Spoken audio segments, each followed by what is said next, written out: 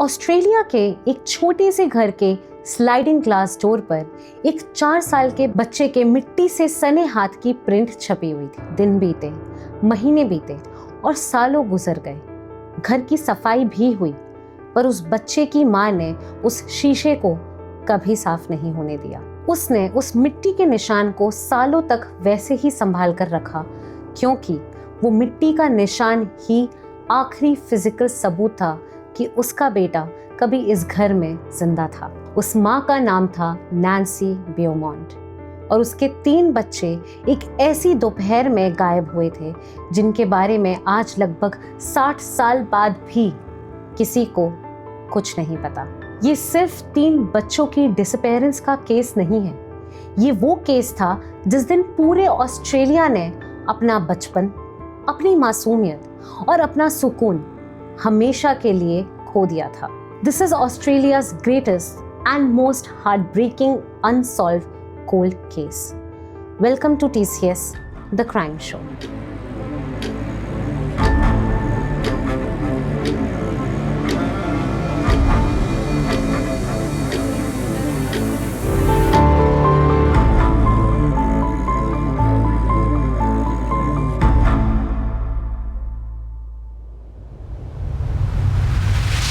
कहानी की शुरुआत होती है 26 जनवरी 1966 से। ये ऑस्ट्रेलिया डे था, वहाँ की सबसे बड़ा नेशनल हॉलिडे। एडलेड शहर एक भयंकर गर्मी की लहर से गुजर रहा था। सॉमरटन पार्क के 109 हार्डिंग स्ट्रीट में जिम और नैन्सी ब्यूमॉन्ट अपने 3 बच्चों के साथ एक बहुत ही शांत और खुशहाल जिंदगी बिता रहे थे। सबसे बड़ी थी जेन, जिसकी एज थी 9 इयर्स। वो बहुत ही समझदार थी, पर साथ साथ में शाई भी थी और इस उम्र में ही उसे 15 साल के बच्चे की नॉलेज भी थी, पर वो अनजान लोगों से डरती भी थी। बीच में थी आर्ना, जो 7 साल की थी, और सबसे छोटा था ग्रैंड, जो 4 साल का था। क्योंकि उनका घर ग्लेनेल्क बीच से सिर्फ 5 मिनट और 3 किलोमीटर की बस राइड की दूरी पर था, बच्चे अक्सर अकेले वहाँ जाया करते थे। 1960s का ऑस्ट्रेलिया एक बहुत ही सेफ जगह मानी जाती थी, जहां पेरेंट्स बच्चों को अकेले घूमने देने में डरते नहीं थे। इन तीनों बच्चों ने डिसअपीयर होने से ठीक 1 दिन पहले अकेले बीच का ट्रिप किया था और 26 जनवरी 1966 को अपनी मॉम से जिद करने लगे वहां फिर से जाने के लिए। नैन्सी आखिरकार मान गई। उसने बच्चों को बस फेयर और छोटा सा लंच लेने के लिए कुछ पैसे दिए थे। जेन ने अपने हाथ में एक बेज रंग का पर्स और लिटिल वुमेन नाम की एक किताब पकड़ी हुई थी। जेन वो पैसे पर्स में डालकर अपने दोनों छोटे सिबलिंग्स को लेकर घर के बाहर बस का इंतजार करने लगी। नैन्सी के मुताबिक बच्चों ने सुबह 8:45 AM पर अपने घर के पास से बस पकड़ी थी। वो तीनों मासूम मुस्कुराते हुए घर से निकले थे। नैन्सी को लगा था दोपहर तक वो वापस आ जाएंगे, पर उसे नहीं पता था कि उसने अपने बच्चों को आखिरी बार देखा है। जेन नैन्सी को बोलकर गई थी कि वो 12 बजे वाली बस में वापस आ जाएंगे। 12 बज गए, 12:30 बज गए, लेकिन बच्चे अभी तक नहीं आए। फिर वो 2 बजे की बस का इंतजार करने लगी। 2 बजे वाली बस आई, उनके घर के सामने रुकी भी, लेकिन इसमें भी बच्चे नहीं आए। ये बात नैन्सी ने जब अपने हस्बैंड जिम को बताई तो 3 बजे वो उन्हें ढूंढने वापस उसी बीच पर गया। वो यहाँ वहाँ देख रहा था, लोगों से पूछ रहा था, लेकिन आखिर में थक हार कर 5 साढ़े 5 बजे वो पुलिस के पास गया और फिर उन्होंने इन्वेस्टिगेशन शुरू की। और यहीं से शुरू हुई ऑस्ट्रेलिया के इतिहास की सबसे बड़ी, सबसे लंबी और सबसे पेनफुल सर्च। पुलिस ग्लेनेल्क बीच पर पहुंचने के बाद वहां के लोकल लोगों से हुई इन्वेस्टिगेशन में ये पता लगाती है कि बच्चों को पास के कॉली रिजर्व पार्क में स्प्रिंकलर्स के नीचे खेलते और नहाते हुए देखा गया था। लेकिन थोड़ी ही देर में वहां मौजूद गवाहों ने एक बहुत अजीब चीज देखी कि ये तीनों बच्चे एक अनजान आदमी के साथ खेल रहे थे। वो आदमी लंबा, पतले चेहरे वाला, 30 से 35 साल का था। उसके बाल लाइट ब्राउन थे, उसकी स्किन सन टैंड थी और उसने सिर्फ एक ब्लू स्विमिंग ट्रंक पहना हुआ था। गवाहों ने बताया कि सबसे छोटा बच्चा ग्रैंड भागकर उस अनजान आदमी के पास गया और हैरानी की बात यह थी कि शर्मीली जेन, जो अनजानों से डरती थी, वो उस आदमी को अपने गीले टॉवल से प्लेफुली मार रही थी। ऐसा लग रहा था जैसे वो बच्चे उस आदमी को पहले से ही जानते हों, या उस आदमी ने बच्चों का भरोसा बहुत शातिर तरीके से जीत लिया था। उस आदमी ने बड़े आराम से बच्चों को कपड़े पहनने में मदद भी की थी। इसी दौरान उस आदमी ने वहां खड़े कुछ अडल्ट्स के पास जाकर अजीब से सवाल पूछे कि क्या किसी ने उन बच्चों के कपड़ों के साथ छेड़छाड़ की है क्योंकि उनका पैसा गायब है, और उसने ये भी बोला कि जेन का पर्स चोरी हो गया है। इन्वेस्टिगेशन में पता चला कि दोपहर के 11:15 से लेकर 12:15 के बीच में बच्चे मॉसली स्ट्रीट के वेंजल्स बेकरी में गए थे। जेन ने वहां से पेस्ट्रीज, कुछ स्वीट्स और एक बड़ा सा मीट पाई खरीदा था, और इस बड़े लंच का बिल चुकाने के लिए उसने जो दिया, उसने इन्वेस्टिगेशन की दिशा ही बदल दी थी। जेन ने बिल पे करने के लिए 1 पाउंड का नोट दिया था, जो आज के हिसाब से करीब $140 यानी कि 11,000 रुपए के बराबर थे। ये एक मैसिव रेड फ्लैग था। नैन्सी ने बच्चों को सिर्फ कुछ चिल्लर दिए थे। इसके अलावा शॉपकीपर जानता था कि ये बच्चे कभी मीट पाई नहीं खाते थे। पुलिस को तुरंत समझ में आ गया कि वो 1 पाउंड का नोट उस अनजान आदमी ने ही जेन को दिया था, और वो मीट पाई शायद उस अनजान आदमी का ही लंच था। बच्चों को 12 बजे वाली बस से वापस आना था। उसी वक्त एक गवाह ने बच्चों को बीच से दूर जाते हुए देखा, और वो अनजान आदमी अब जेन का बैग अपने हाथ में पकड़ा हुआ था। दोपहर को उनके लोकल पोस्टमैन टॉम पैटरसन ने उन तीनों को जेटी रोड पर अकेले हंसते खेलते हुए चलते देखा। हालांकि उसका टाइम पक्का नहीं था। बाद में पता चला कि वो खुद श्योर नहीं था कि टाइम 1:45 बज रहे थे या 2:55 बज रहे थे, या शायद उसने उन बच्चों को सुबह देखा था। लेकिन उसके बाद वो तीनों बच्चे हवा में गायब हो गए, जैसे वो उस दुनिया में थे ही नहीं। 26 जनवरी की रात जिम पुलिस की पेट्रोल कार में बैठकर पूरे समरटन पार्क और ग्लेनएल्क की सड़कों पर अपने बच्चों को ढूंढते रहे, और अगले दिन ये सारे स्टेटमेंट्स कलेक्ट किए गए। लेकिन अगली सुबह तक ये केस पूरे देश में आग की तरह फैल चुका था। सी रेस्क्यू स्क्वाड की बोट समुद्र का चप्पा चप्पा छान रही थी। साउथ ऑस्ट्रेलिया के सारे बॉर्डर्स, एयरपोर्ट्स और ट्रेन स्टेशंस पर भी रोड ब्लॉक्स लगा दिए गए थे। पुलिस की गाड़ियां लाउड स्पीकर्स पर बच्चों के नाम पुकार रही थी। बच्चों के स्कूल फ्रेंड्स, जेन के ब्राउनी ट्रूप और टैक्सी ड्राइवर्स पूरे इलाकों को पैदल ढूंढ रहे थे। यहाँ तक कि 29 जैन को पैटावलोंगा बोट हेवन के पूरे पानी को मोटर से निकालकर उस झील को पूरी तरह सुखा भी दिया गया था, पर वहां पर भी कुछ नहीं मिला। 28 जैन को एक टूटे हुए पिता जिम ने रिपोर्टर से रोते हुए कहा, and I quote, somebody must be holding them against their will. They would otherwise have come home by now. It's a complete mystery. I cannot understand it. My kids will be crying their eyes out. It's like a nightmare.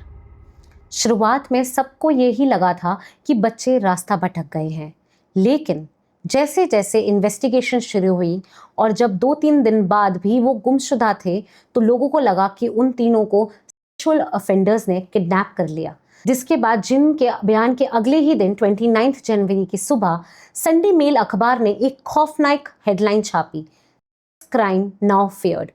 गुमशुदगी के इस सन्नाटे में police को हजारों Leeds मिलने लगी, पर उनमें से ज्यादातर झूठी थी।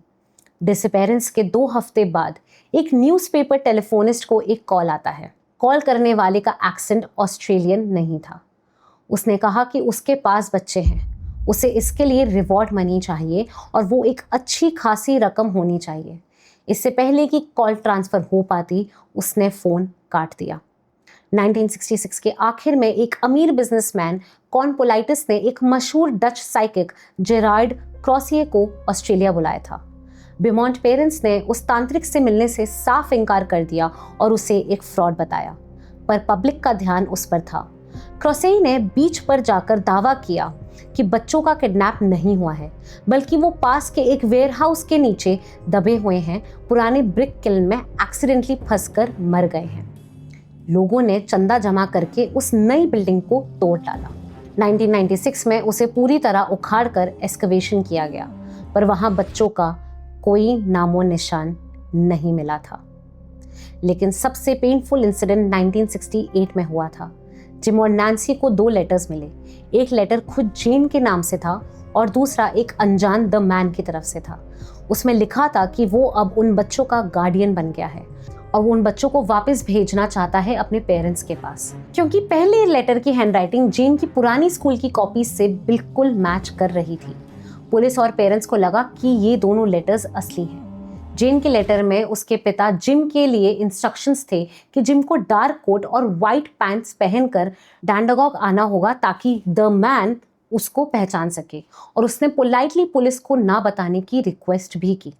जिम बियॉन्ड 700 किलोमीटर ड्राइव करके डैंडानॉग पोस्ट ऑफिस पहुंचा। उन्होंने वही डार्क कोट और वाइट पैंट्स पहनी थी। वो लगभग 3 दिन तक उस पोस्ट ऑफिस के बाहर इस इंतजार में खड़ा रहा कि कोई तो आएगा, पर कोई आया ही नहीं।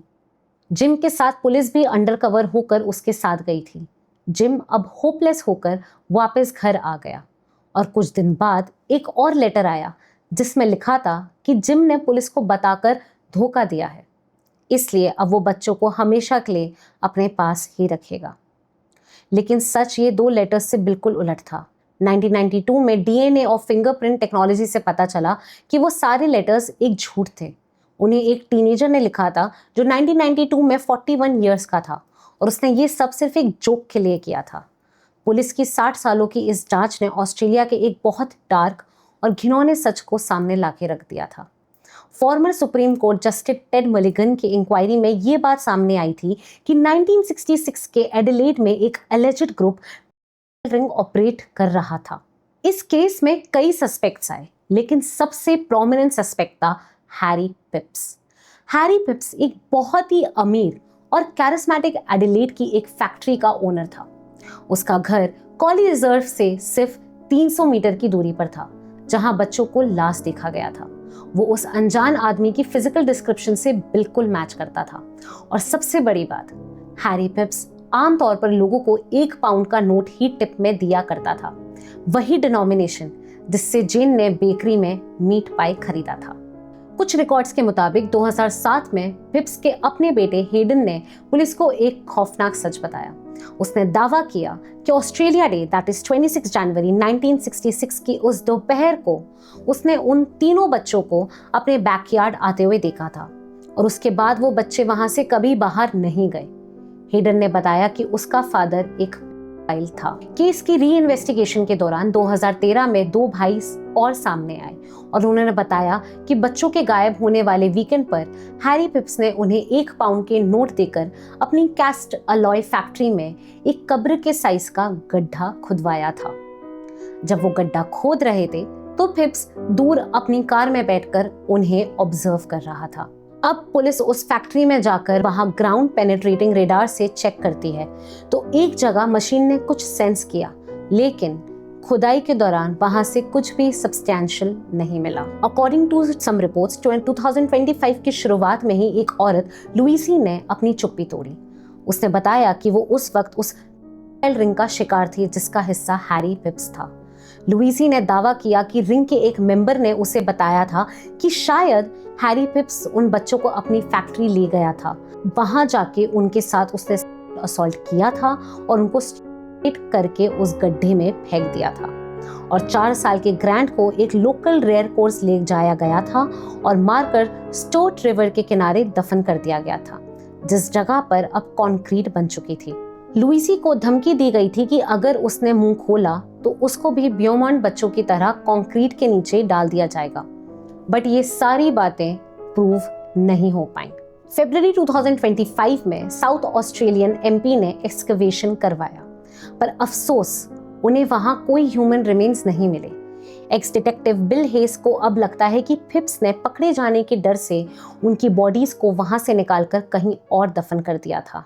ब्यूमॉन्ड बच्चे के इस हादसे ने ऑस्ट्रेलियन सोसाइटी को हमेशा के लिए बदल कर रख दिया था। उस दिन के बाद पूरे देश में पेरेंट्स डर गए। बच्चों को अकेले खेलने भेजना या बस में अकेले सफर करने देना हमेशा के लिए बंद हो गया था। पर सबसे बड़ा खामियाजा भुगता जिम और नैन्सी ब्यूमॉन्ड ने। 1990 में उनका दिल दोबारा टूटा जब अखबारों ने कंप्यूटर जनरेटेड फोटोज छापी कि जेन, आर्ना और ग्रांट आज अडल्ट होने के बाद कैसे दिखते होंगे। सालों तक जिम और नैन्सी ने अपना सॉमिटन पार्क का घर नहीं छोड़ा।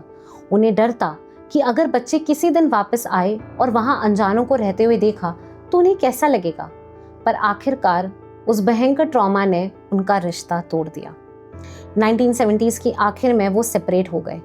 उन्होंने वो घर बेच दिया और बाकी की पूरी जिंदगी अकेले पब्लिक की नजरों से दूर गुजारी।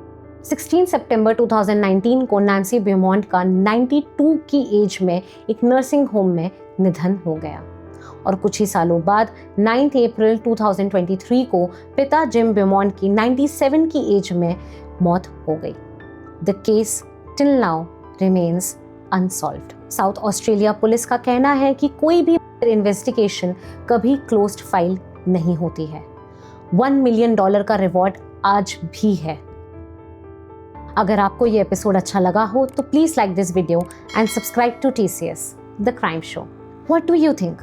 आखिर 1966 की उस गर्मी वाली दोपहर में जेन, आर्ना और ग्रैंड के साथ क्या हुआ था?